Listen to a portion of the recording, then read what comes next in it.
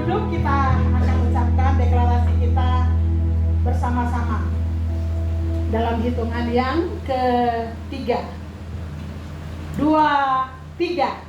Aku percaya firman-Mu berkuasa. Aku percaya firman-Mu dapat mengubah seluruh hidupku. Aku percaya firman ini adalah Tuhan sendiri. Aku siap untuk menerimanya dan melakukannya dalam nama Yesus. Haleluya. Amin. Shalom semua.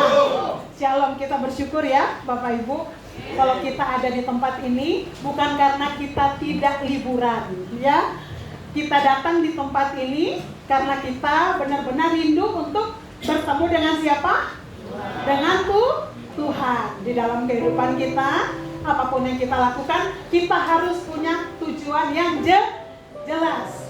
Karena kalau misalnya kita datang ke gereja karena saya orang Kristen, kalau saya nggak kebaktian, apa kata tetangga gitu ya. Nah, kalau kita nggak punya alasan yang jelas, Bapak Ibu, kita datang di tempat ini, kita melihat siapa yang pimpin pujian, siapa yang main musik, siapa yang nyampein firman, terus kita pulang kosong.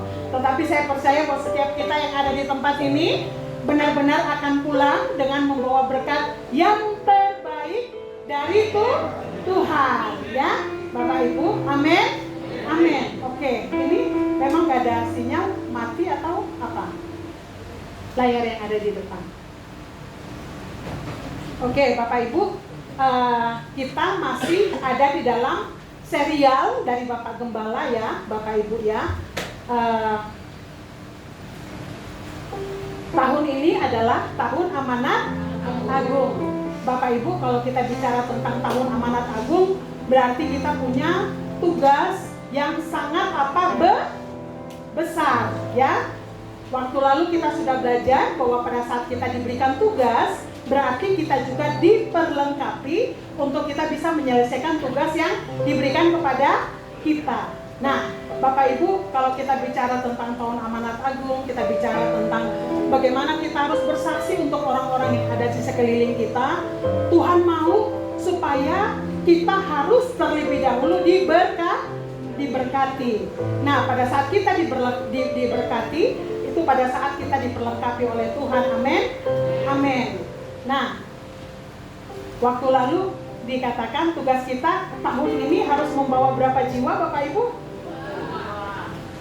Kayaknya kita di sini ada 200 orang ya, tapi suaranya masih 20. Berapa orang Bapak Ibu? Berapa? 2 jiwa. Kalau hari ini kita 200 tambah 4 berarti ya, tambah 2 jiwa berarti kita kali jadi 3 ya. Kalau 200 berarti menjadi 200 kali 3 berapa? 600. Kita belajar matematika. Oke, Bang Victor tolong ini Kak Emil kok. Oh ya. Oke, Bapak Ibu, serial dari Bapak Gembala, kalau kita pada waktu lalu mengatakan bahwa di dalam keberhasilan kita ada faktor siapa? Tuhan dan faktor kita. Nah, faktor kita melakukan persiapan, faktor Tuhan memberi kesempatan. Pada saat kita melakukan bagian kita, Bapak Ibu, tidak berarti semuanya berjalan dengan mudah. Tetapi kita pada saat tetap melakukan ketekunan, Tuhan akan memberikan hasil. Waktu lalu saya ingat waktu minggu pertama Bapak Pendeta kita Pak Juda sudah menyampaikan secara luar biasa tentang kerja keras ya Bapak Ibu. Jadi kerja keras itu bukan berarti kita kerja tanpa istirahat. Kita kerja nggak tidur atau kita kerja setiap hari harus kerja lembur. Bukan dimaksudkan seperti itu. Tapi kalau kita extra mile, artinya kita melakukan tanggung jawab kita lebih daripada yang sekedarnya ya. Kalau misalnya kita dikasih target 2, kita bisa melakukan target kita bisa 4, bisa 5. Tapi extra mile itu Bapak Ibu berbicara tentang bagaimana kita melihat pekerjaan itu tidak hanya sekedar pekerjaan, tetapi kita melihat pekerjaan sebagai ladang di mana kita bisa bersaksi, di mana kita bisa mengalami Tuhan, dan di situ kita bersaksi untuk orang. Amin. Amin. Nah, hari ini Bapak Ibu kita akan belajar bersama-sama tentang kerja cerdas. Jadi pada saat kita kerja dengan cara yang cerdas, Bapak Ibu, pelipat gandaan hasil itu akan kita alami di dalam kehidupan kita, ya. Nah, kalau bicara tentang kerja cerdas, Bapak Ibu, itu berarti harus ada apa? Rencana, kita harus ada strategi, ya Bapak Ibu. Nah, hari ini kita akan bersama-sama belajar, Bapak Ibu, dari kebenaran firman Tuhan. Kira-kira hal apa saja yang seringkali terjadi di dalam kehidupan kita yang menghambat kita untuk kita bisa bekerja secara cerdas. Kita sama-sama Bapak Ibu buka di dalam Pengkhotbah 10 ayat 10.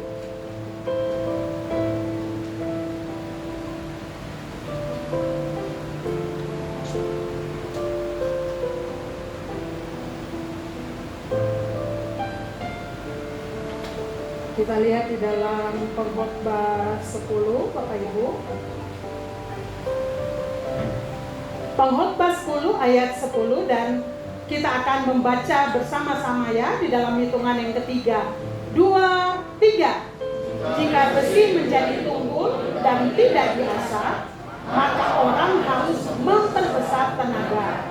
Tetapi yang terpenting untuk berhasil adalah hikmat. Ya Bapak Ibu, kita bisa bayangkan Bapak Ibu kalau misalnya kapak yang kita pakai hari ini dia karena tajam, kita bisa menyelesaikan mungkin menebang pohon bisa 10.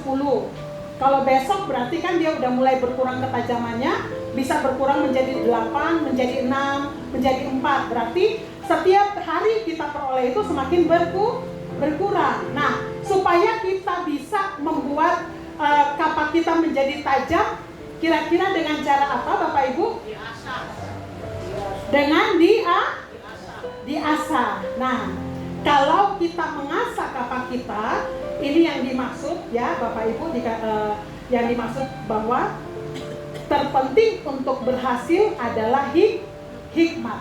Nah, sekarang kita akan bersama-sama lihat kira-kira hal apa saja yang membuat kita tidak maksimal atau bekerja secara tidak cerdas.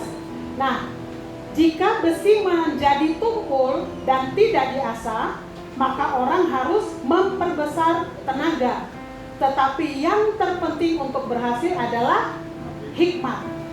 Nah, kapak tumpul itu melambangkan segala sesuatu yang mengurangi efektivitas kita dalam bekerja. Coba saya tanya Bapak Ibu, kira-kira menurut Bapak Ibu pada saat kita bekerja, hal-hal yang bisa ngurangin efektif kita kerja apa? Karena Kak Yohana ada di depan. Kak Yohana, apa Kak Yohana? Kita lagi kerja nih, tapi kita bisa jadi nggak efektif karena mungkin agak terganggu atau apa? Kira-kira apa? Apa? Lapar. Jadi nggak konsentrasi ya? Oke. Bu Berliana apa? Alatnya nggak beres. Alatnya nggak beres. Jadi fasilitasnya nggak lengkap gitu ya. Oke. Dari sebelah kiri Mas Jari dan tim, kira-kira apa? Apa? TikTok. Jadi terganggu sama notif ya, Bapak Ibu ya. Ya, jadi di sini kita lihat kira-kira apa saja ya. Kalau itu hal-hal yang memang yang kita alamin sehari-hari ya. Lapar, gangguan media sosial, terus mungkin kita saya nggak bisa nih karena laptop saya dari kantor kurang gitu misalnya, seperti itu ya, kurang fasilitas. Oke, kita lihat di sini Bapak Ibu, apa saja yang membuat kapak menjadi tumpul. Bapak Ibu sudah menerima outline? Oke, ada pulpennya ya, jadi bisa catat bersama-sama. Yang membuat kapak menjadi tumpul, yang pertama dikatakan bahwa keahlian yang ketinggalan zaman. Dunia berubah dengan sangat cepat. Jadi cara kerja 10 tahun yang lalu tidak lagi efektif untuk hari ini ya. Saya ingat Bapak Ibu dulu bukan 10 tahun ya, karena di sini udah sekitar 19 tahun, berarti 19 tahun yang lalu. Misalnya kita jualan Bapak Ibu, itu kita menawarkan, kita harus datang ke toko, kita harus datang, misalnya supplier, distributor, untuk bisa ketemu dengan klien, mereka harus datang, harus menawarkan barang, mereka harus bawa barang sebanyak-banyaknya. Tapi kalau sekarang cara kita jualan udah seperti apa Bapak Ibu? Online. Kita bisa istilahnya nawarkan barang kita dengan begitu banyak, kita bisa hemat transportasi, nggak perlu keliling-keliling, tetapi orang bisa melihat semua yang kita jual melalui apa? Online. Jadi itu perubahannya udah luar biasa ya. Saya ingat dulu pada saat kuliah Bapak Ibu masih pakai apa? Mesin tik. Coba yang pakai mesin tik waktu kuliah angkat tangan. Oh, dikit ya. Oh itu Bang Santo masih pakai mesin tik ya. Yang lain mana coba angkat? Ini berarti semua masih muda-muda banget. Atau mungkin yang sebelum pakai mesin tik apa? Pakai tulisnya batu kali. Ya, oke. Maksudnya perubahan zaman begitu luar biasa ya. Hari ini Bapak Ibu, itu komputer pun udah nggak terlalu penting. Kenapa? Kita bisa ngomong, terus kita bisa langsung istilahnya dia bisa langsung berupa catatan, kita tinggal ngetik-ngeprint, udah jadi. Sekarang, saat ini. Jadi artinya perubahannya begitu luar biasa. Kalau kita nggak belajar untuk mengikuti perubahan, kita pasti tertinggal ya. Ibu-ibu di sini jangan merasa kecil ya, maksudnya jangan merasa kecil hati. Itu mah gengsi punya, itu mah generasi sekarang. Kata siapa? Sekarang ibu-ibu bisa jualan di rumah, nggak usah punya kios. Sekarang ada GrabFood, ada segala macam itu Bapak Ibu. Kita cuma daftar, orang mau cari makan, lihat di aplikasi, kita nggak ada gerai pun Bapak Ibu. Datang, pesanan, ambil, orang langsung bawa, orang bisa langsung nikmati. Kita nggak perlu bayar tempat ya Bapak Ibu, tapi istilahnya perputaran untuk keuangan itu kita bisa jalan ya. Artinya apa Bapak Ibu? Kenapa kapak kita itu bisa tumpul? Kenapa kita saat ini kita merasa stuck? Kenapa kita merasa kita nggak bisa maju lebih lagi? Bukan cuma Bapak Ibu, seperti saya sama suami saya ingat kami sekitar 12 tahun yang lalu, saya menjual produk itu dari Facebook itu yang namanya page ya. Jadi istilahnya kalau kita page itu kita harus bayar ke Facebooknya. Nanti pada saat kita nge-share, kita pilih misalnya saya mau area Cilegon Serang. Itu semua yang melihat area Cilegon Serang usia misalnya saya pilih range-nya 25 sampai 35 itu semua bisa lihat ya untuk iklan saya. Tapi ya namanya bisnis ya Bapak Ibu, hari ini misalnya dia harganya cuma 25.000, nanti besok dia berubah lagi. Jadi maksudnya semakin lama semakin tinggi. Tapi ternyata untuk saat-saat sekarang Facebook, IG seperti itu udah nggak terlalu Bapak Ibu ya. Maksudnya udah ada platform lain untuk kita bisa lebih maju lagi. Nah jadi intinya Bapak Ibu, kalau kita nggak mengikut istilahnya perubahan zaman saat ini, kita akan pasti ketinggalan. Saya ingat Bapak Ibu waktu Bapak Gembala menyampaikan kebenaran firman Tuhan ini, di awal Bapak Gembala mengatakan bahwa selama 22 tahun beliau selalu mengajarkan tentang bagaimana pentingnya hubungan kita dengan Tuhan. Selalu Tuhan, Tuhan, dan Tuhan Bapak Ibu. Tetapi untuk saat ini, makanya kenapa kita belajar tentang kita harus bekerja secara cerdas. Artinya Bapak Ibu, ada bagian yang memang Tuhan akan kerjakan di dalam kehidupan kita, tetapi ada tanggung jawab juga dari kita yang harus kita upayakan semaksimal mungkin supaya kita bisa berkembang, supaya kita bisa lebih maju ya Bapak Ibu ya.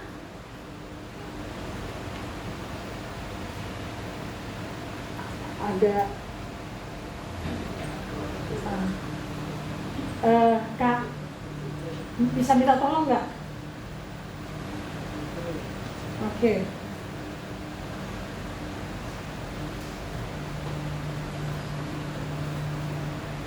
Agak merah. Oke Bapak Ibu ya. Jadi yang membuat kapak kita menjadi tumpul, saya berdoa apa yang kita bicarakan pada siang hari ini di dalam kebenaran firman Tuhan. Bapak Gembala sedang mengarahkan untuk kita benar-benar bisa memperoleh berkat yang terbaik yang sudah Tuhan siapkan di dalam kehidupan kita melalui kita belajar kebenaran firman Tuhan ya Bapak Ibu. Dan yang kedua, apa saja yang membuat kapak menjadi tumpul? Yang kedua Bapak Ibu dikatakan bahwa kelelahan fisik dan mental memforsir tubuh kita tanpa istirahat yang cukup. Kita lupa bahwa tubuh kita adalah bait Allah. Itu Bapak Ibu bisa lihat di dalam 1 Korintus 6 ayat 19 ya Bapak Ibu ya. Dikatakan bahwa kadang-kadang Bapak Ibu pada saat kita capek, pada saat kita lelah, itu kita nggak bisa melakukan tanggung jawab kita dengan secara apa? Sempurna atau maksimal ya. Contoh misalnya Bapak Ibu yang siang hari ini mungkin ada yang ngantuk misalnya, tapi saya nggak ada yang ngantuk ya. Misalnya yang ngantuk, ya istilahnya kita dengar tapi kita nggak fokus. Kenapa? Karena kita ngantuk. Kalau kita ngantuk itu berarti kita butuh istirahat ya Bapak Ibu ya. Dan dikatakan bahwa kapak kita itu bisa menjadi tumpul Bapak Ibu karena kelelahan fisik yang kita biarkan itu lama-lama akan mempengaruhi mental kita. Orang yang lagi capek banget Bapak Ibu, kadang-kadang dia cepat marah, cepat tersinggung, cepat emosi ya. Jadi Bapak Ibu, kadang-kadang itu kita nggak maksimal, itu bukan karena kita nggak pintar. Kadang kita nggak maksimal itu bukan karena kita nggak tahu, tetapi kita nggak maksimal karena kita terlalu lelah ya. Nah, supaya kita bisa selalu sehat, yang harus kita perhatiin apa? Pertama Bapak Ibu, fisik kita ya, harus istirahat, harus makan yang ini ada Nona Bidan di sini. Nona Bidan, kalau untuk sehat berarti kita harus makan yang sehat. Minum air putih. Di sini apa air OB. Kalau sayur kan di sana ya, di sini nggak ada. Tapi istilahnya kita makan sehat itu tidak selalu enak ya. Tapi makan sehat itu akan menunjang kita punya fisik. Kalau fisik sehat Bapak Ibu, kita sehat, kita bisa gampang ya ketemu orang, sama kayak kita saat ini bisa melayani, bisa berdiri. Tapi kalau kita sakit, otomatis kita nggak bisa melayani, kita nggak bisa kerja. Jadi poin yang kedua di sini Bapak Ibu, yang bisa buat kapak kita menjadi tumpul itu membuat kita nggak bisa berpikir secara cerdas, itu karena kita ngalamin kelelahan ya. Jadi tadi harus kita bedakan, extra mile itu bukan berarti kerja keras, kerja lembur terus, enggak Bapak Ibu. Tetapi bagaimana kita berjalan dengan Tuhan, Tuhan memberikan hikmat, kita mengeluarkan istilahnya tenaga yang enggak terlalu besar, tetapi kita bisa memperoleh hasil yang maksimal. Dengan cara siapa? Dengan kita mendapatkan hikmat dari Tuhan ya. Yang ketiga Bapak Ibu, dikatakan bagaimana kapak kita bisa menjadi tumpul. Ternyata di poin ketiga dikatakan kurangnya perencanaan, memulai pekerjaan tanpa strategi dan tanpa prioritas.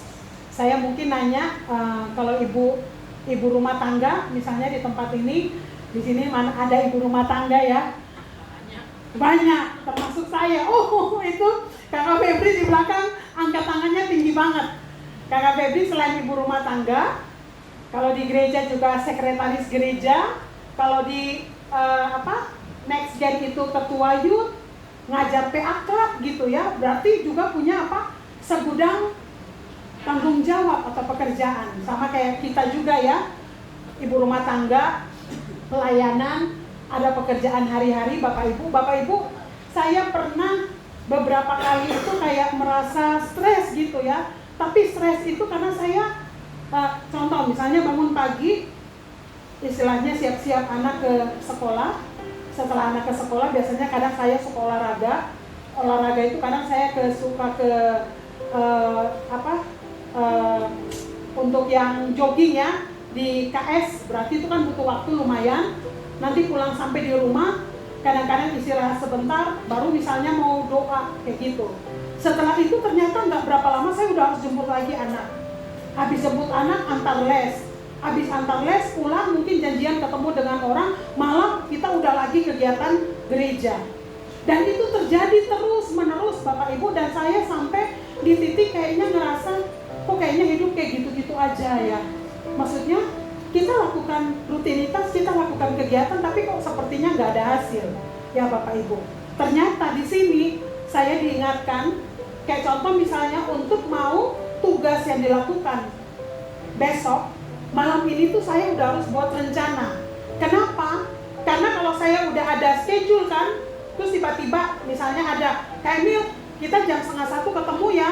Saya lihat, oh sorry gak bisa, soalnya saya harus ketemu dengan A atau B. Nah, kalau kita udah ada schedule seperti itu Bapak Ibu, kita gak mudah untuk ke distract. Maksudnya kita gak mudah untuk istilahnya melakukan hal yang dadak-dadak gitu ya.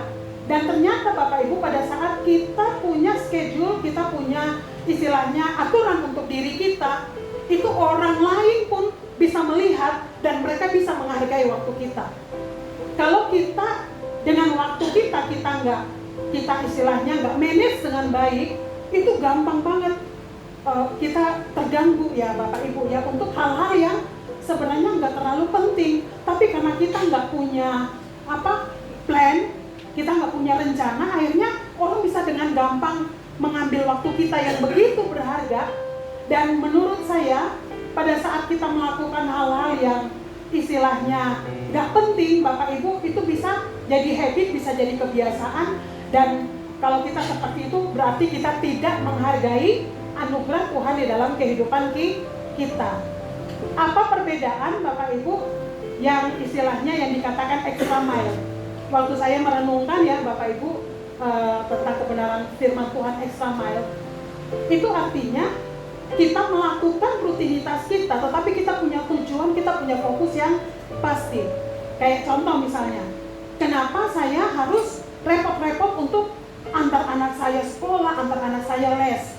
Saya istilahnya punya tujuan supaya istilahnya besok-besok mereka bisa jadi jauh lebih baik dari hidup saya. Dulu saya gak pernah kenal les Bapak Ibu, istilahnya itu ada tujuan ya. Kita semua ada tujuan. Jadi kita lakukan tidak sekedar rutinitas, tapi kita benar-benar lakukan seperti yang di Kolose 3 ayat 23 mengatakan, apapun yang dijumpai tanganmu dilakukan dengan segenap hati, seperti untuk Tuhan dan bukan untuk manusia Bapak Ibu. Jadi artinya kalau kita lakukan sesuatu kurang perencanaan, itu pun bisa mempermalukan Tuhan. Kenapa? Kayak contoh, orang bangun, kalau ada di dalam Alkitab itu dikatakan pada saat orang mau membangun rumah, itu dia harus duduk dulu, dia harus berhitung dulu, istilahnya kekuatan dia berapa, kemampuan dia, supaya pada saat dia bangun itu sampai selesai. Kenapa? Karena kalau dia bangun dan nggak sampai selesai, istilahnya mungkin susah ya. Oh iya nggak selesai soalnya ya, itu seperti itu ya Bapak Ibu. Jadi artinya di dalam kehidupan kita harus mulai dengan perencanaan untuk kita belajar menghargai waktu kita. Pada saat kita punya perencanaan Bapak Ibu untuk melakukan agenda-agenda penting di dalam kehidupan kita, saya percaya bahwa kita kurang scrolling media sosial. Artinya kan scrolling itu sebenarnya, lihat media sosial itu kan kita hanya cuma sekedar Bapak Ibu ya, maksudnya kayak lagi capek sambil makan, sambil ngeliat, itu hanya cuma sekedar. Tapi kalau kita nggak punya kegiatan yang benar-benar, kita bisa sepanjang hari hanya cuma scroll tanpa jelas. Akhirnya asik scroll, mau doa udah capek, udah lelah. Baca Alkitab nanti kapan Bapak Ibu? Tengah malam. Yang punya aplikasi SMA atau MSJ siapa coba bisa angkat tangan? Aplikasi Nah, kan kita nggak mau dong poin kita turun ya Bapak Ibu. Jadi kadang-kadang udah sampai ngantuk-ngantuk, tetap baca untuk gimana sampai selesai. Tapi apakah kita bisa dapat berkat secara maksimal? Tergantung. Kalau udah ngantuk-ngantuk, tadi saya bilang apa? Nggak maksimal. Soalnya waktu pagi udah scrolling dulu, udah leha-leha dulu, nanti malam baru kita sibuk.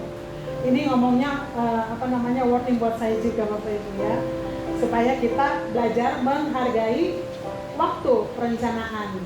Nah, dikatakan bahwa kalau Billy Graham mengatakan bahwa kalau tanpa rencana, kerja keras pun itu sebenarnya itu bisa salah sasaran. Ya, artinya kalau kita kerja rutinitas tanpa kita punya tujuan, Bapak Ibu, itu pun kita bisa salah sasaran ya. Jadi saya pada saat waktu kemarin itu ngerasa kok kayaknya sibuk-sibuk, tapi apa sih yang didapat, apa sih yang sebenarnya dikejar gitu ya. Jadi kalau kesibukan itu tidak berarti bahwa kita itu produktif ya. Terkadang kita sibuk itu kayak petinju yang sembarang aja tinju, yang penting istilahnya kena gitu, tapi kita nggak punya fokus Bapak Ibu. Nah, kalau kita nggak punya perencanaan di dalam kehidupan kita, itu kita seperti itu ya Bapak Ibu ya.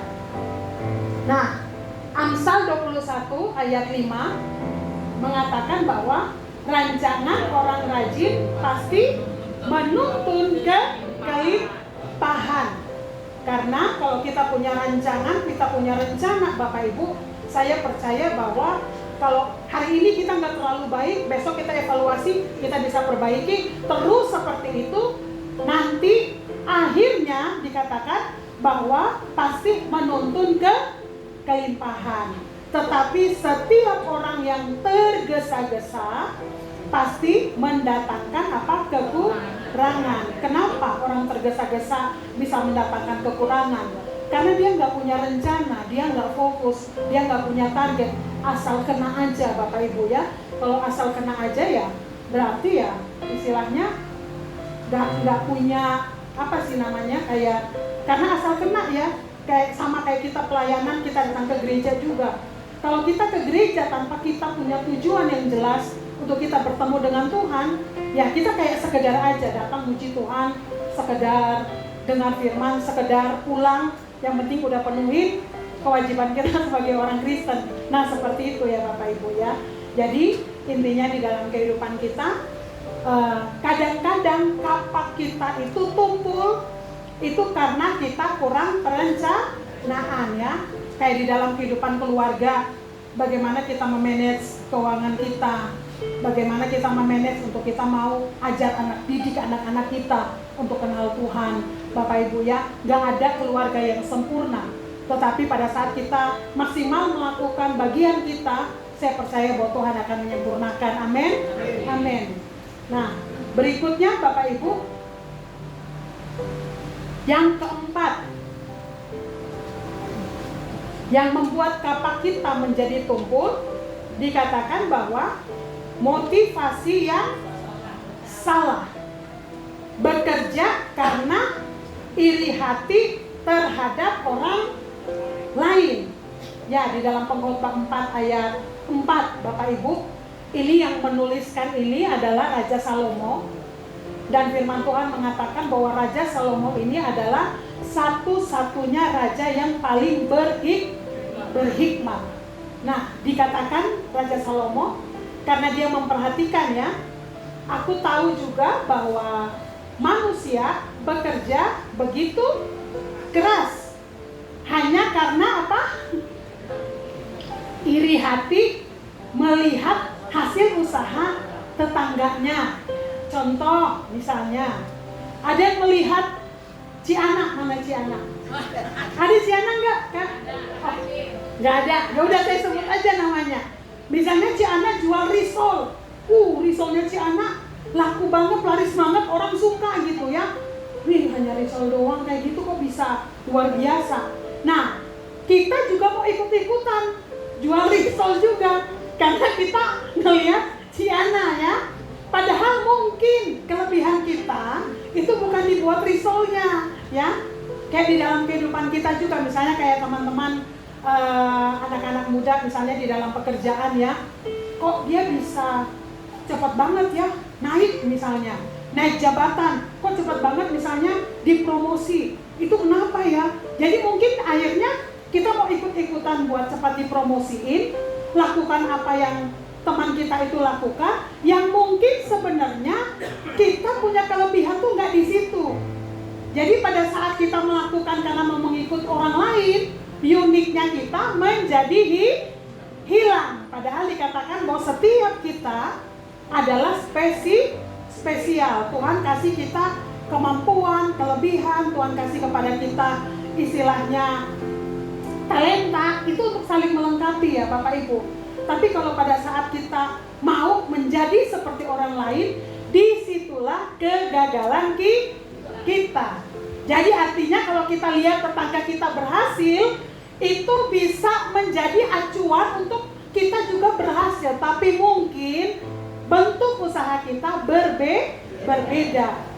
Kita percaya Bapak Ibu, tadi dikatakan bahwa kalau kita lakukan, kita berjalan bersama dengan Tuhan, karena faktor keberhasilan dalam kehidupan kita, sebenarnya faktor terbesar adalah siapa tuh? Tuhan. Jadi kalau kita lakukan bagian kita semaksimal mungkin, saya percaya Tuhan juga akan memberkati kita. Amin.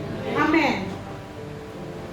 Nah, yang kelima, kita bisa tidak bekerja cerdas karena apa?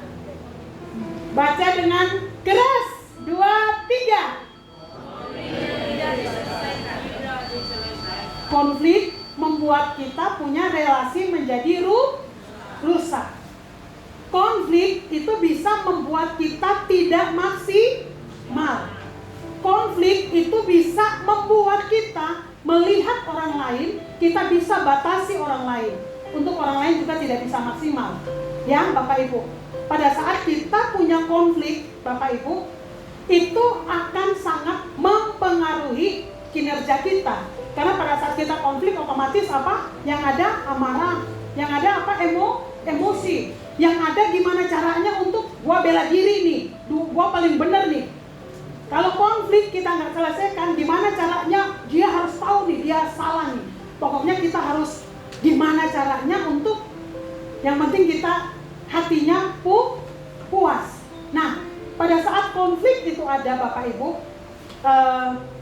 tanpa kita sadar, konflik itu kita sedang memberikan ruang untuk iblis mendapat tempat untuk mulai menggeser kita dari yang seharusnya. Contoh misalnya kayak dalam keluarga, suami istri ya Bapak Ibu, kita bertengkar, kita nggak bereskan secepatnya. Ya udah, dia mau pergi, dia mau sarapan atau enggak, terserah dia, nggak peduli Bapak Ibu. Ternyata nanti dia di tempat kerja ada yang lebih merhatiin. Nah, udah mulai lagi ruang yang lain lagi. Mas Dari nggak usah ketawa dengan penuh sumringah karena Mbak Ani sangat perhatian. Ya, haleluya. Nah, maksudnya bicara tentang konflik Bapak Ibu itu di dalam keluarga ya. Misalnya konflik kita antara orang tua dengan anak. Kita nggak bereskan Bapak Ibu, kadang-kadang anak bisa melihat figur yang salah dalam hidup kita. Misalnya kita di dalam pekerjaan, kita konflik dengan rekan kerja Bapak Ibu. Saya percaya pada saat kita mandi mau berangkat ke tempat kerja, kita butuh effort yang sangat besar. Aduh, ketemu dia lagi, emosi lagi. Jadi kalau konflik kita nggak segera selesaikan Bapak Ibu, itu akan mengganggu kita ke banyak hal ya. Misalnya kita di dalam pelayanan, kita ada konflik, kita nggak bereskan Bapak Ibu, itu akan membatasi. Padahal sebenarnya kalau kita bereskan secara dewasa, kita komunikasikan, itu bisa menyelesaikan banyak hal. Kenapa? Karena konflik itu membuat kita renggang satu dengan yang lain. Sedangkan firman Tuhan katakan bahwa berkat itu mengalir pada saat kita bersatu. Pada saat kita apa? Sepakat. Pada saat kita sehati.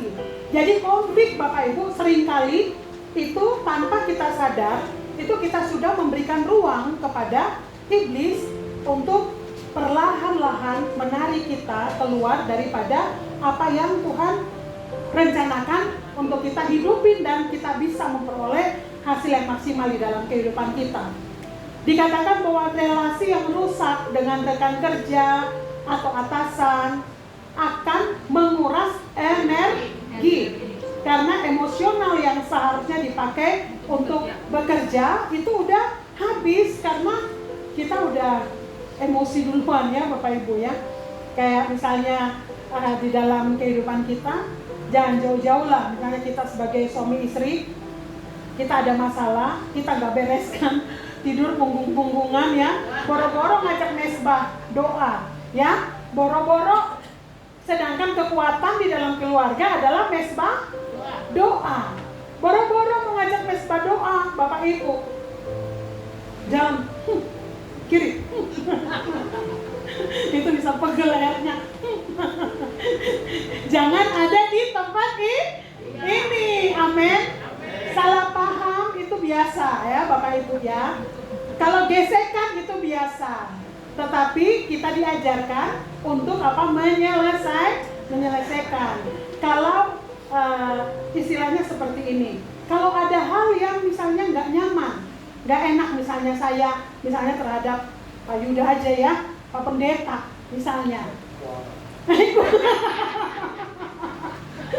Jangan denger ya. Misalnya saya ada masalah dengan Pak Yuda. Saya tidak akan mungkin bisa maksimal ya komunikasi, memberikan masukan kalau kita hubungan nggak baik.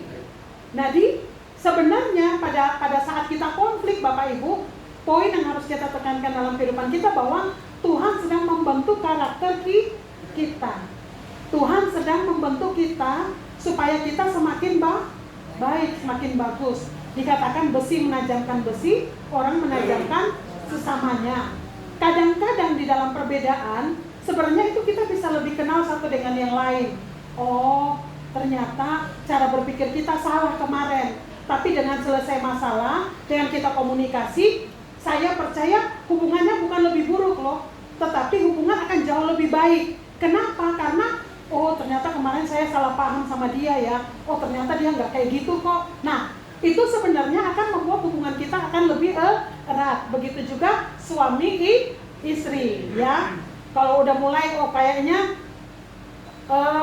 suami saya kok kayaknya di kantor saya telepon nggak diangkat, saya video call nggak diangkat-angkat nih, jangan-jangan dia lagi makan siang nih sama temen. Nah, itu kan apa? Asumsi. Itu asumsi ya. Tapi kalau kita biarkan, kita nggak komunikasikan ketakutan kita, kecurigaan kita Bapak Ibu, itu akan membuat besar dan itu lama-kelamaan akan menghancurkan. Dan itu yang dikatakan akhirnya kita nggak bisa bekerja cerdas, kita nggak bisa berhasil maksimal. Nah ini dikatakan ya Bapak Ibu bahwa kalau kita tidak menyelesaikan konflik itu kita membutuhkan biaya yang jauh lebih besar. Artinya akibat yang kita tanggung ke depan itu akan jauh lebih besar daripada kalau kita selesaikan ya. Bapak Ibu, kakak adik semua yang ada di tempat ini, ayo kita sebagai jemaat semua di tempat ini, kita nggak ada yang sempurna. Kalau misalkan ada hal-hal yang Bapak Ibu ngerasa harus diperbaiki, mungkin di dalam hidup kami, mungkin Pak Yuda, dalam hidup saya juga, atau dalam hidup teman-teman yang sering ada di depan mimbar, Bapak Ibu bisa mendoakan, mencari waktu, bisa datangin untuk ngobrol baik-baik. Kita harus hati-hati dengan yang namanya gosip. Ingat, gosip semakin digosok akan semakin sip. Desas-desus di belakang seringkali iblis pakai untuk mengkerdilkan, untuk merusak, untuk meracuni, itu satu dengan yang lain. Karena pada saat kita punya negative thinking terhadap orang Bapak Ibu, apalagi kayak misalnya saya atau kepada Pak Yuda atau kepada hamba-hamba Tuhan yang berdiri di tempat ini, Tuhan bisa pakai bibir mulut kami untuk menyampaikan mungkin jawaban yang Bapak Ibu butuh. Tetapi karena Bapak Ibu sudah mempunyai negative thinking, akhirnya Bapak Ibu, dia lagi. Nah, akhirnya apa? Yang harusnya Bapak Ibu dapat berkat, malah tidak mendapatkan apa-apa. Kenapa Bapak Ibu? Karena konflik yang kita biarkan. Kita kasih ruang kepada iblis untuk memporak-porandakan apa yang sedang Tuhan kerjakan melalui kehidupan kita, ya. Dikatakan Bapak Ibu, keberhasilan kita, jikalau bukan Tuhan yang membangun rumah, sia-sialah usaha orang membangunnya. Artinya Bapak Ibu, yang kita lakukan berjalan dengan Tuhan, itu yang akan berhasil, ya. Terus dikatakan Tuhan memanggil kita bukan untuk menjadi budak dari pekerjaan, tetapi untuk berkolaborasi dengannya dalam menyelesaikan pekerjaan atau pelayanan, ya. Nah, untuk berhasil kita memerlukan hikmat. Hikmat tadi yang dikatakan Bapak Ibu, saya nggak tahu dari 5 poin yang tadi di atas yang alasan kenapa kapak kita menjadi tumpul, artinya kita nggak bisa berhasil secara maksimal. Saya berdoa kalau ada yang Bapak Ibu benar-benar rasakan, datang kepada Tuhan, minta pertolongan Tuhan supaya kita bisa selesaikan secara baik-baik, ya Bapak Ibu, ya. Artinya supaya kita apapun yang kita kerjakan bisa berhasil secara maksimal, ya. Amin. Nah, hikmat, kenapa dikatakan tadi asah kapak itu hikmat? Kalau di dalam Amsal 1 ayat 7 dikatakan bahwa permulaan hikmat adalah takut akan Tuhan. Pada saat kita takut akan Tuhan, Bapak Ibu, hikmat Tuhan karuniakan dalam hidup kita. Apa itu hikmat? Hikmat adalah kemampuan untuk mengerti firman Tuhan sehingga dapat menyelesaikan semua persoalan hidup. Bapak Ibu bisa baca nanti ya di Yakobus 3 ayat 17 dan Yohanes 3 ayat 31. Bapak Ibu, kita sangat-sangat memerlukan Tuhan di dalam kehidupan kita karena Tuhan sumber hikmat. Amin. Nah, kita harus sadari Bapak Ibu bahwa kita adalah warga kerajaan surga.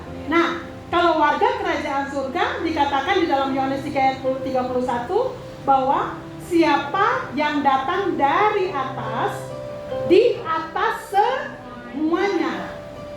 Tapi bagaimana kita bisa di atas semuanya, Bapak Ibu? Itu yang tadi dikatakan kapak kita harus tajam. Cara kerja kita harus cerdas. Siapa yang datang dari surga, di atas semuanya. Nah, sekarang kita masuk Bapak Ibu, bagaimana mengasah kapak, ya. Tadi yang dikatakan bahwa mengasah kapak adalah hikmat. Nah, mengasah kapak berarti kembali ke slide, Kak. Ketekan kayaknya ya. Nah, mengasah kapak Bapak Ibu berarti nomor 1, mengambil waktu sabat untuk saat teduh, ya. Jadi kita harus mendengarkan arahan Tuhan. Kita coba lihat di dalam Markus 1 ayat 35. Balik ke slide aja ya, Fik. Ayatnya biar dari sini aja. Markus 1 ayat 35 dikatakan, pagi-pagi benar, waktu hari masih gelap, ia bangun dan pergi keluar. Ia pergi ke tempat yang sunyi dan berdoa di sana. Ini siapa yang melakukan, Bapak Ibu? Siapa? Yesus. Nah, Bapak Ibu, Tuhan Yesus aja yang kita tahu bahwa dia adalah Tuhan, 100% manusia, 100% adalah Allah. Itu dia melakukan apa? Doa pagi-pagi. Kenapa dia harus doa pagi-pagi Bapak Ibu? Karena Tuhan pun melakukan segala sesuatu itu apa? Seturut dengan apa yang Bapak mau. Nah, sekarang saya mau kita main sedikit ya. Siapa namanya? Kakak Yohana dari tempatnya Kakak Yohana. Nanti usahakan lempar untuk masuk ke dalam botol ya. Kakak Yohana kan pelemparnya jago. Nah, Pak Miming jangan duduk di depan satu. Nih, Bapak Pendeta satu. Sama Bu Hera sama Grace. Mana, bentar. Ya, tapi kalau Bu Hera sama Grace agak-agak jauh ya. Coba. Geser sedikit. Nah. Atau ini terlalu jauh ya? Nah, kita di sini ya. Oke. Sekarang mulainya dari Kak Yohana. Berdiri nggak apa-apa. Berdiri lempar semaksimal mungkin untuk masuk. Nanti kalau yang masuk dapat hadiah. Ya, ini 2 lembar pun boleh. Oke, coba Kak Yohana. Oke, Pak Miming.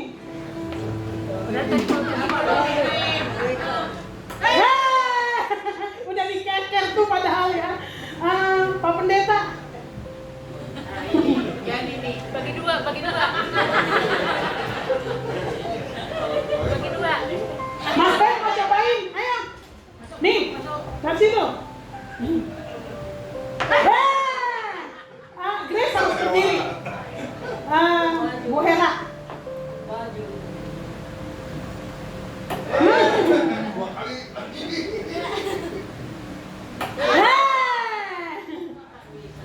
Oke, Bapak Ibu ya. Nih, saya punya satu nih, cobain ya. Harusnya kalau yang berhasil saya kasih 500.000. Karena kan gak ada yang berhasil. Oke, nih. 100.000. Karena dekat. Karena dekat. Bapak Ibu, dikatakan bahwa kita bisa berhasil secara maksimal kalau kita dekat dengan Tuhan. Ya. Semakin kita punya hubungan yang dekat dengan Tuhan, Bapak Ibu, kadang-kadang ada hal mustahil secara logika kita. Kayak tadi pujiannya yang disampaikan, kita nyanyi bersama-sama. Apa yang tak pernah kulihat dan yang tak pernah kudengar, semuanya telah Kau sediakan bagiku.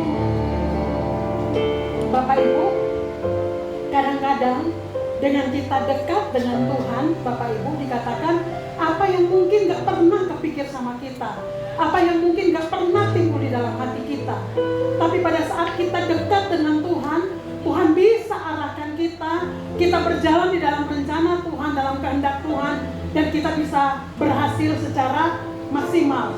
Saya benar-benar menyadari Bapak Ibu bahwa hari-hari ini bukan hari yang mudah. Karena kita punya pertarungan saat ini itu bukan hanya cuma dengan orang Bapak Ibu, tetapi dengan media sosial. Bagaimana pengaruh negatif yang begitu luar biasa pada hari-hari ini. Bagaimana kita bisa menjaga anak-anak kita, bagaimana kita bisa menjaga generasi kita. Kita sangat butuh dekat dengan Tuhan supaya Tuhan bisa arahkan kita untuk kita selamatkan generasi kita dari hal-hal yang menghancurkan hidup mereka. Begitu juga Bapak Ibu di dalam kehidupan kita, untuk bisnis kita, usaha kita, untuk mungkin pergumulan dalam kehidupan keluarga. Hari ini mungkin kita melihat mustahil Bapak Ibu, tapi pada saat kita dekat dengan Tuhan bisa tepat sasaran ya Bapak Ibu. Kenapa? Karena pada saat kita dekat dengan Tuhan, kadang-kadang ada hal-hal kecil yang Tuhan mau kita lakukan dan itu akan terjadi gebrakan. Kenapa seringkali gebrakan itu tertunda di dalam hidup kita? Karena kita nggak peka, kita nggak taat.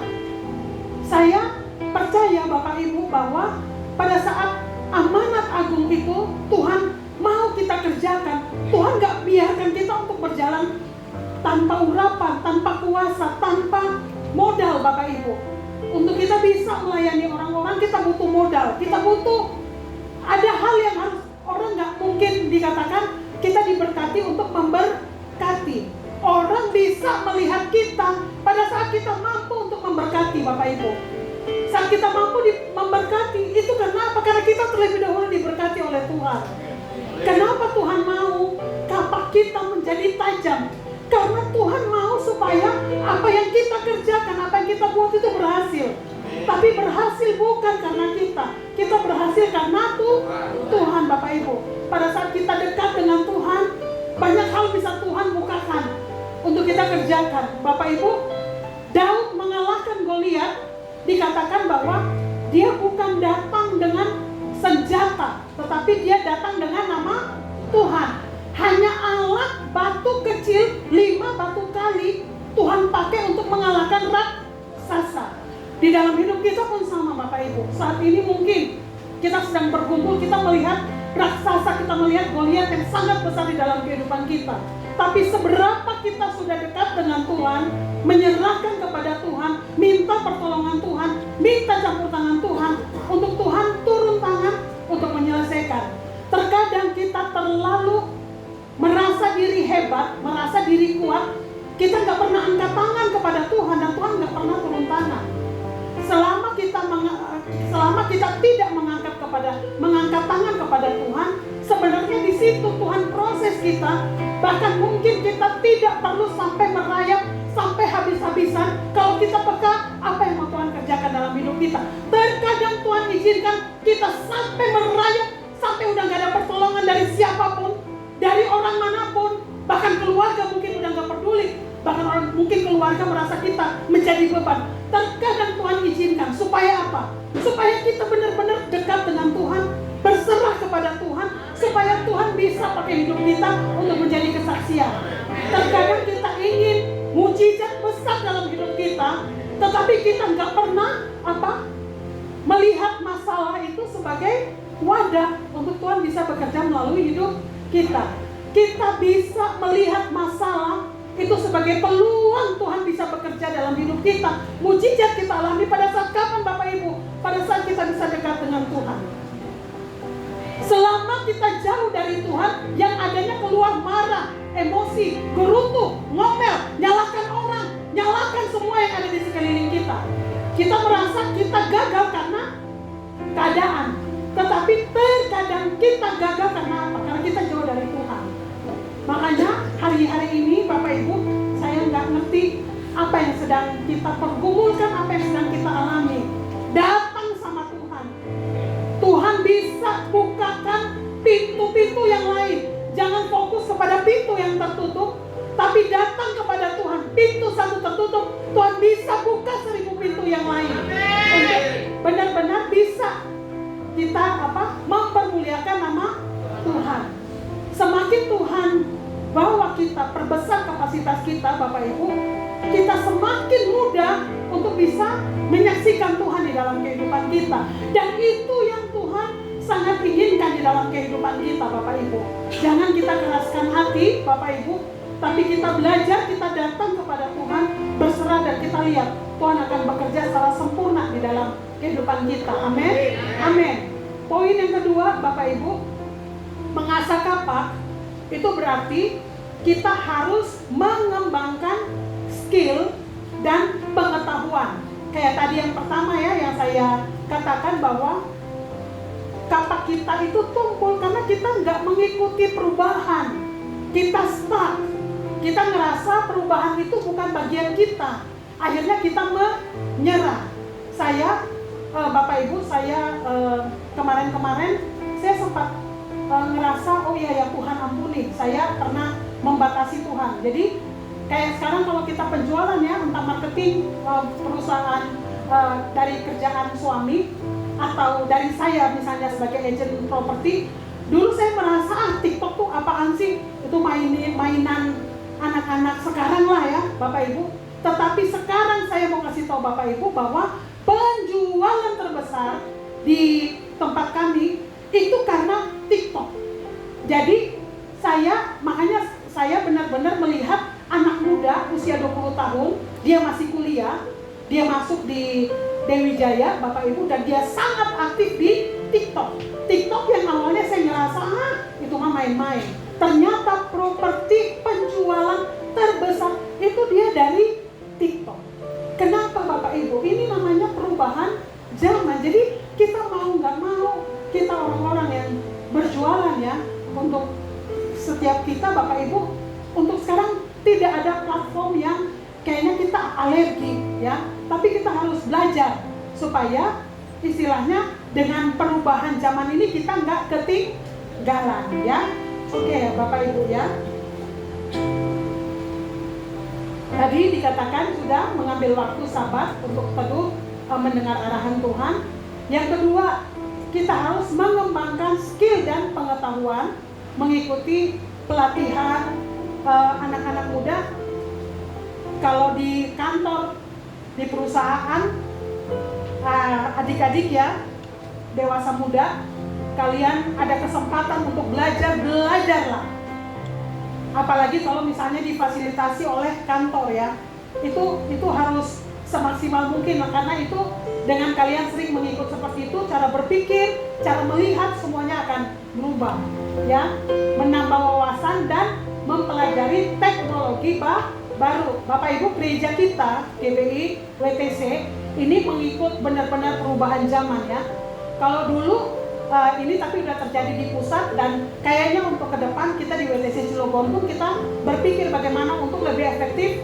Misalnya Bapak Ibu mau baptis, Bapak Ibu mau penyerahan anak, mungkin nanti akan masuknya melalui aplikasi lah ya, seperti itu. Kalau di pusat Bapak Ibu itu udah berjalan selama 13 tahun. Kalau dulu kesaksian, kalau jemaat masih 100-200 antri di lobi biasa. Kalau kita pun mungkin masih biasa, tapi kalau ke depan kita akan menjadi besar, kita harus juga berubah di dalam melayani ya. Jadi istilahnya kayak dulu orang kalau mau ngasih perpuluhan harus repot-repot banget datang di kultas gede-gede ya. Kalau sekarang kan semuanya udah bisa QR code, bisa transfer, itu sangat-sangat memudahkan ya Bapak Ibu ya. Jadi artinya gereja kita pun itu sebenarnya mengikuti perubahan. Bahkan Bapak Ibu, saya sempat ngobrol sama suami saya ya, saya sangat-sangat bersyukur bisa terhisap masuk di dalam WTC ini. Kenapa? Dia kan di WTC itu Bapak Ibu dikatakan World Transformation Church, artinya gereja yang mengubah dunia. Itu kalau mengubah dunia itu dia udah melewatin berapa banyak proses. Kan pertama perubahan harus dari diri kita, sekeliling kita, nanti baru bisa komunitas kita, terus baru bisa kota, baru bisa bangsa. Ini dunia loh Bapak Ibu loh. Dan ternyata Bapak Ibu, setelah kita melihat sampai hari ini itu kayak ada ngirim ya untuk karena kita punya HOB, kita punya rumah sakit, kita punya ministry orang gila, bahkan sekarang udah ada air minum Bapak Ibu, maksudnya banyak banget yang bisa dibagikan untuk bisa jadi berkat untuk orang banyak, bahkan sampai ke luar negeri. Jadi dikatakan itu kalau Bapak Ibu bisa dengar ya kesaksian yang dari bisa ikutin firman Tuhan dari GBI WTC Serpong ya Bapak Ibu. Kalau Bapak Ibu bisa ikutin itu, Bapak Ibu bisa melihat kesaksian tiap hari Sabtu saat doa fajar, pada saat hari Minggu, itu luar biasa, Tuhan pakai luar biasa. Tetapi gereja WTC itu bisa sampai di titik itu, ada orang-orang yang benar-benar taat, ada orang yang benar-benar setia, ada orang yang benar-benar mau bayar harga. Untuk suatu perubahan itu tetap ada harga yang harus dibayar. Dan biasanya harga itu dituntut dari kita yang udah tahu terlebih dahulu. Kita lakukan dan itu akan terus terjadi multiplikasi ya Bapak Ibu. Nah, terus bagaimana kita mengasah ya Bapak Ibu ya. Kita bisa lihat Bapak Ibu ini perubahan yang saat-saat ini sudah terjadi. Bahkan ke depan Gojek, GoFood, GrabFood Shopee Food semuanya bisa hilang dengan ini nih. Jadi nggak perlu orang lagi. Ini nggak ada suaranya ya.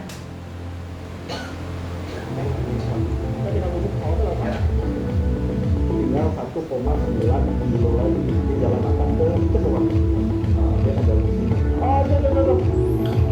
Set. Dia pakai DJI rata-rata.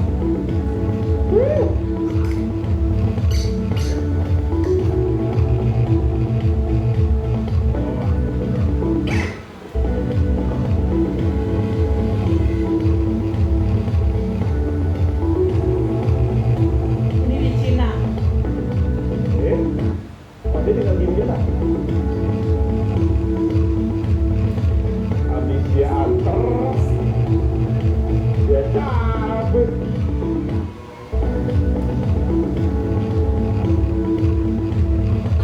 Kita tinggal pencet pas angka nomor handphone kita yang mana. Bunyi dia dorong ke bawah semuanya 15 detik. Oke. Ini es krim dia. Terus langsung ini kita pajang gimana aja. Oke. Nah, kita taruh sini. Di dalamnya dibungkus gini ya. Kamu beli minuman testing. Oh, dikasih es. Dikasih es batu. Pesannya dari Queen. Lengkap sama sendok-sendoknya. Masih dingin.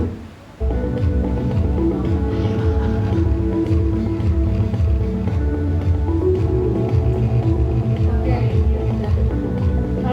Kita lihat ya, Bapak Ibu. Ini benar-benar real loh untuk saat sekarang. Jadi kalau kita lihat seperti ini, ke depan yang akan hilang itu apa?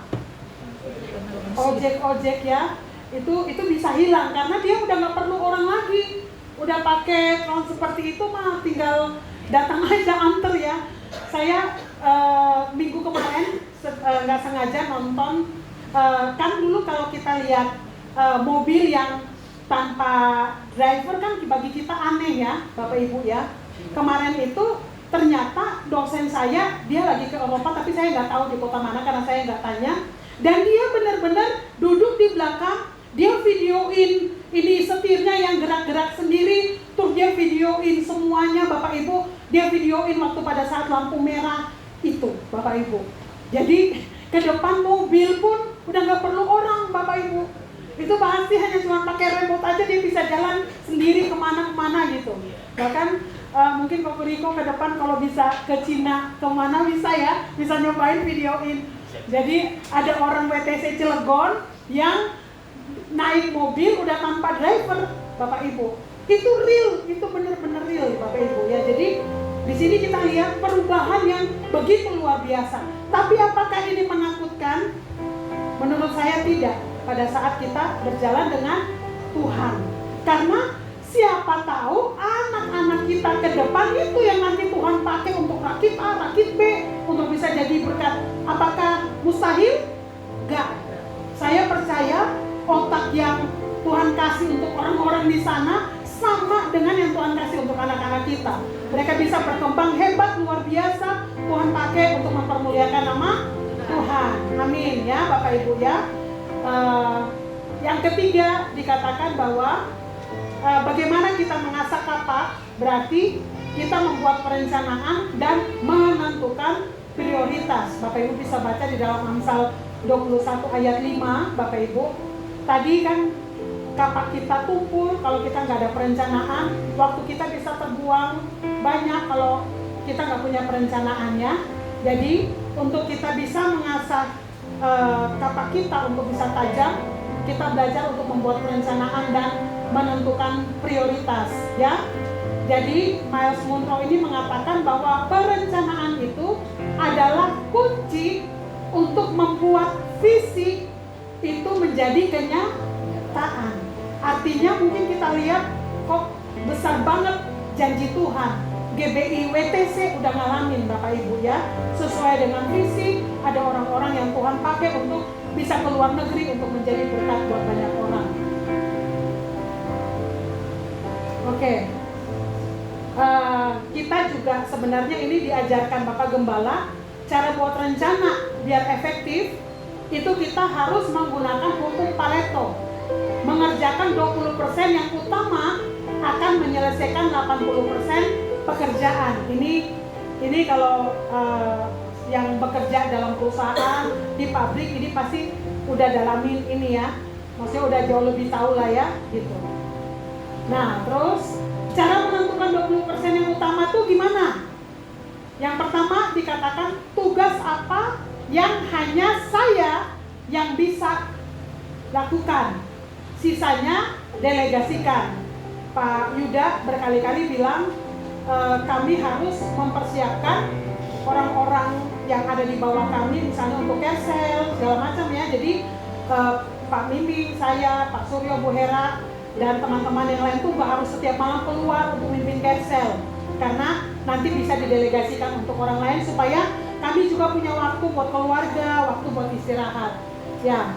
Terus yang kedua, aktivitas yang paling memajukan visi organisasi kalau kita sebagai pemimpin ya.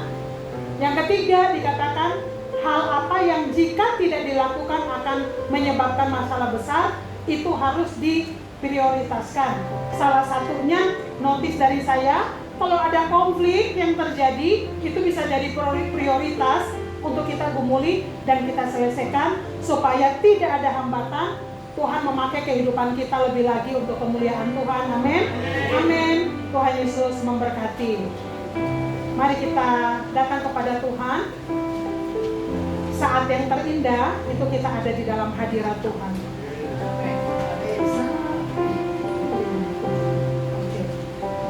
Saya undang untuk kita bangkit berdiri.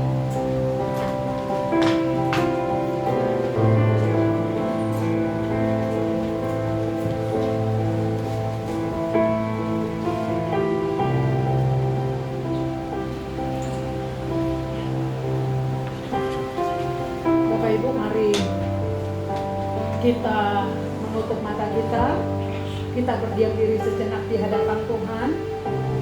1 menit saya ajak untuk kita benar-benar merenungkan, mengingat mungkin pada saat tadi kita mendengarkan kebenaran firman Tuhan, ada hal yang Tuhan ingatkan atau ada hal yang Tuhan taruh di dalam hati kita untuk kita lakukan supaya kapak kita menjadi tajam dan hidup kita bisa maksimal untuk kemuliaan Tuhan.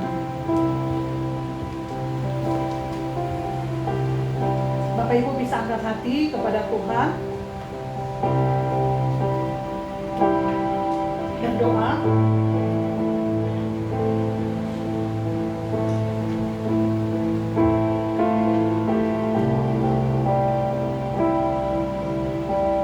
Tuhan, mungkin Engkau dapati di dalam kehidupan kami ada konflik yang mungkin harus kami selesaikan, Tuhan.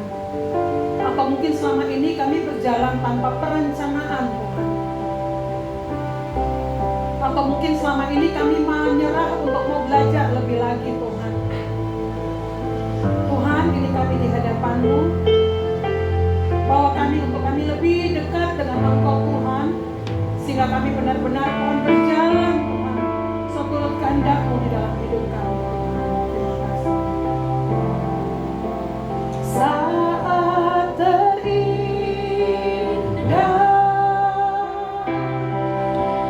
di hadirat-Mu,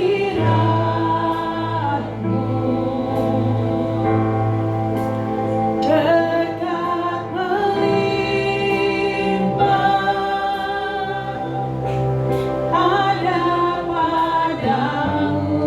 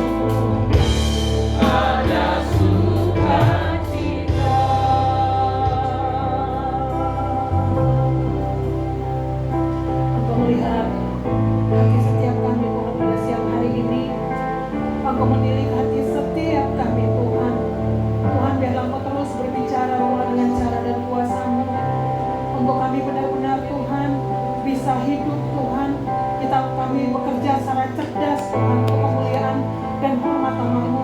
Bawa kami untuk kami semakin dekat dan melekat dengan Engkau Tuhan, supaya kami bisa menangkap rencana-Mu Tuhan, kami bisa menangkap jalan-jalan-Mu Tuhan, kami bisa mendapat jalan keluar Tuhan di dalam kehidupan kami. Seperti Daud Tuhan, pada saat dia datang Tuhan untuk menghadapi Goliat, dia datang dengan membawa nama-Mu Tuhan. Biarlah dalam kehidupan kami tidak ada masalah apapun Tuhan yang mengkerdilkan kami Tuhan, yang membuat kami tertekan Tuhan, yang kami merasa terintimidasi Tuhan.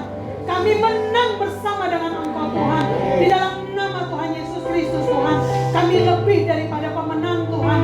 Dimanapun Engkau tempatkan kami Tuhan, di lingkungan pekerjaan kami Tuhan, dalam usaha kami, dalam bisnis kami, di tempat tinggal kami Tuhan, dalam pelayanan kami Tuhan, kami datang membawa nama-Mu Tuhan, kuasa-Mu, urapan-Mu, cara-cara-Mu Tuhan, jalan-jalan-Mu Tuhan yang kami hidupi Tuhan, sehingga biarlah melalui kehidupan kami nama-Mu dipuji dan dipermuliakan Tuhan. Setiap kami yang datang dengan pergumulan, datang dengan beban berat Tuhan, kami berdoa di dalam nama Tuhan Yesus Kristus, jalan keluar yang terbaik daripada Engkau Tuhan. Kalau saat ini Tuhan mungkin sedang bergumul dalam perekonomian Tuhan, breakthrough terjadi di dalam nama Tuhan Yesus Kristus. Yang sedang bergumul Tuhan di dalam usaha, bisnis untuk dikembangkan Tuhan, Tuhan hikmat daripada Engkau Tuhan, memampukan kami Tuhan, mengelola semaksimal mungkin apa yang sudah Engkau percayakan di dalam hidup kami Tuhan. Terima kasih Tuhan, terima kasih. Setiap kami anak-anak-Mu yang datang pada siang hari ini Tuhan, tidak datang secara kebetulan Tuhan, tapi karena Engkau hendak berbicara dalam kehidupan anak-anak-Mu Tuhan, berbicara dalam kehidupan kami Tuhan, untuk menolong kami Tuhan, melepaskan kami Tuhan, membebaskan kami Tuhan, kami menjadi orang-orang merdeka untuk kemuliaan dan hormat nama-Mu. Terima kasih Tuhan, terima kasih. Kalau saat ini kami akan kembali ke rumah kami masing-masing Tuhan, kami siap